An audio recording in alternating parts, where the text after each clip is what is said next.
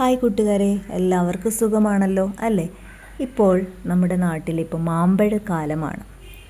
മാമ്പഴക്കാലം എന്ന് കേൾക്കുമ്പോൾ നമ്മുടെയൊക്കെ മനസ്സിൽ ഓടിയെത്തുന്ന ഒരു കവിതയുണ്ട്.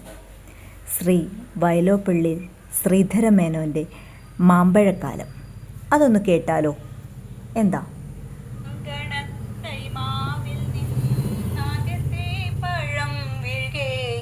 അമ്മ തൻ നേത്രത്തിൽ നിന്നുതിർന്നോ ചൂടു കണ്ണീർ.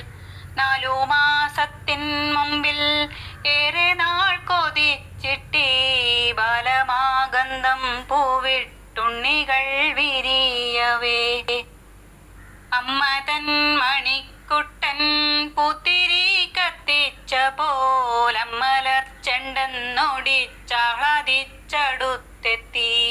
ചോടിച്ചു മാതാവപ്പോൾ ഉണ്ണികൾ വിരിഞ്ഞ പൂവിറുത്തു കളഞ്ഞല്ലോ കുസൃതി കുരുന്നേ നീ.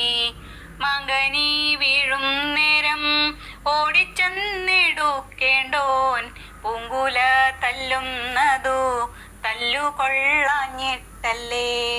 പൈതലിൻ ഭാവം മാറി വദനാംബുജം വാടി കൈതവം കാണാ കണ്ണു നീർത്തടാകമായി. മാമ്പഴം പെറുക്കുവാൻ ഞാൻ വരുന്നില്ലെന്നവൻ മാൺപെഴും മലർക്കുല എറിഞ്ഞു വെറും മണ്ണിൽ. വാക്കുകൾ കൂട്ടിച്ചൊല്ലാൻ വയ്യാത്ത കീടാങ്ങളെ ദീർഘദർശനം ചെയ്യും ദൈവജ്ഞരല്ലോ നിങ്ങൾ.